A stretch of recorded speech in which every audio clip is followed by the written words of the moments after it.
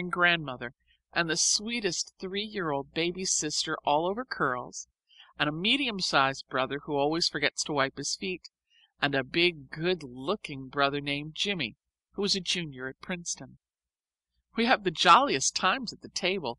Everybody laughs and jokes and talks at once, and we don't have to say grace beforehand. It's a relief not having to thank somebody for every mouthful you eat. I dare say I'm blasphemous, but you'd be too if you'd offered as much obligatory thanks as I have. Such a lot of things we've done. I can't begin to tell you about them. Mr. McBride owns a factory, and Christmas Eve he had a tree for the employees' children.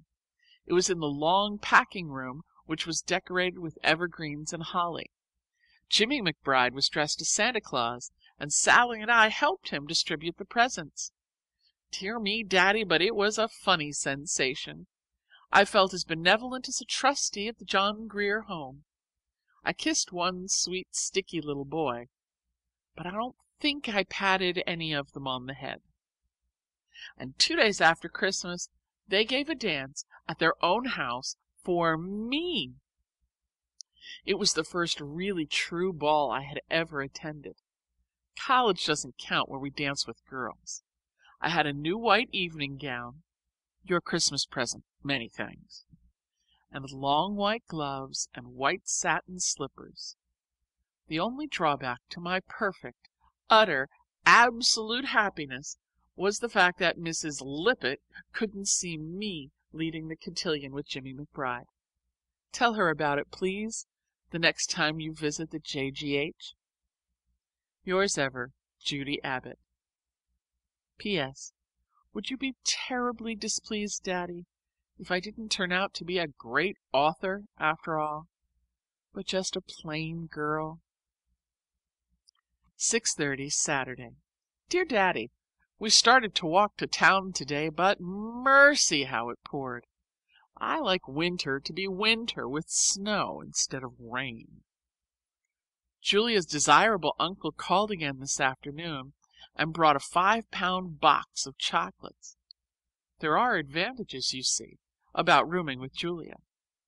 Our innocent prattle appeared to amuse him, and he waited for a later train in order to take tea in the study. We had an awful lot of trouble getting permission.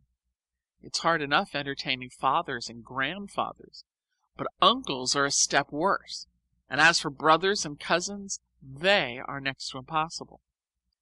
Julia had to swear that he was her uncle before a notary public, and then have the county clerk's certificate attached. Don't I know a lot of law? And even then I doubt if we could have had our tea if the dean had chanced to see how youngish and good-looking Uncle Jervis is. Anyway, we had it, with brown bread Swiss cheese sandwiches. He helped make them, and then ate 4. I told him that I had spent last summer at Lock Willow, and we had a beautiful gossipy time about the Semples, and the horses, and cows, and chickens. All the horses that he used to know are dead, except Grover, who was a baby colt at the time of his last visit, and poor Grove now is so old he can just limp about the pasture. He asked if they still kept doughnuts in a yellow crock with a blue plate over it on the bottom shelf of the pantry, and they do. He wanted to know if there was still a woodchuck's hole under the pile of rocks in the night pasture. And there is. Amasai caught a big, fat, gray one there this summer, the 25th great-grandson of the one Master Jervis caught when he was a little boy. I called him Master Jervy to his face, but he didn't appear to be insulted. Julia says she's never seen him so amiable. He's usually pretty unapproachable. But Julia hasn't a bit of tact, and men, I find, require a great deal. They purr if you rub them the right way, and spit if you don't. That isn't a very elegant metaphor. I meant it figuratively. We're reading Marie Bashkirtseff's journal. Isn't it amazing? Listen to this. Last night I was seized by a fit of despair that found utterance in moans, and that finally drove me to throw the dining-room clock into the sea. It makes me almost hope I'm not a genius. They must be very wearing to have about, and awfully destructive to the furniture. Mercy, how it keeps pouring! We shall have to swim to chapel tonight. Yours ever, Judy. 20th January. Dear Daddy Longlegs, did you ever have a sweet baby girl who was stolen from the cradle in infancy? Maybe I am she.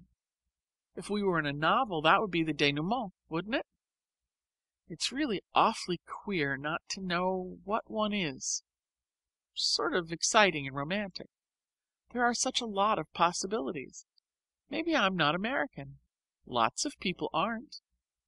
I may be straight descended from the ancient Romans, or I may be a Viking's daughter, or I may be the child of a Russian exile, and belong by rights in a Siberian prison. Or maybe I'm a gypsy. I think perhaps I am. I have a very wandering spirit, though I haven't as yet had much chance to develop it. Do you know about that one scandalous blot in my career, the time I ran away from the asylum because they punished me for stealing cookies? It's down in the books, free for any trustee to read. But really, Daddy, what could you expect? When you put a hungry little 9-year-old girl in the pantry scouring knives, with the cookie jar at her elbow, and go off and leave her alone, then suddenly pop in again, wouldn't you expect to find her a bit crummy? And then when you jerk her by the elbow and box her ears and make her leave the table when the pudding comes and tell all the other children that it's because she's a thief, wouldn't you expect her to run away? I only ran 4 miles. They caught me and brought me back, and every day for a week I was tied like a naughty puppy to a stake in the backyard while the other children were out at recess. Oh dear, there's the chapel bell, and after chapel I have a committee meeting. I'm sorry because I meant to write you a very entertaining letter this time. Auf Wiedersehen, cher Daddy, Pax Tibi, Judy. P.S. There's one thing I'm perfectly sure of. I'm not a Chinaman. 4th February. Dear Daddy Longlegs, Jimmy McBride has sent me a Princeton banner as big as one end of the room. I am very grateful to him for remembering me, but I don't know what on earth to do with it. Sally and Julia won't let me hang it up. Our room this year is furnished in red, and you can imagine what an effect we'd have if I had it orange and black.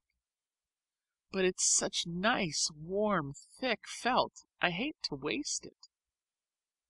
Would it be very improper to have it made into a bathrobe? My old one shrank when it was washed. I've entirely omitted of late telling you what I'm learning. But though you might not imagine it from my letters, my time is exclusively occupied with study. It's such a very bewildering matter to get educated in 5 branches at once. The test of true scholarship, says chemistry professor, is a painstaking passion for detail. Be careful not to keep your eyes glued to detail, says history professor. Stand far enough away to get a perspective of the whole. You can see with what nicety we have to trim our sails between chemistry and history. I like the historical method best. If I say that William the Conqueror came over in 1492 and Columbus discovered America in 1100 or 1066 or whenever it was, that's a mere detail that the professor overlooks. It gives a feeling of security and restfulness to the history recitation that is entirely lacking in chemistry. 6th hour bell. I must go to the laboratory and look into a little matter of acids and salts and alkalis. I've burned a hole as big as a plate in the front of my chemistry apron with hydrochloric acid. If the theory worked, I ought to be able to neutralize that hole with good strong ammonia, oughtn't I? Examinations next week, but who's afraid? Yours ever, Judy. 5th March. Dear Daddy Longlegs,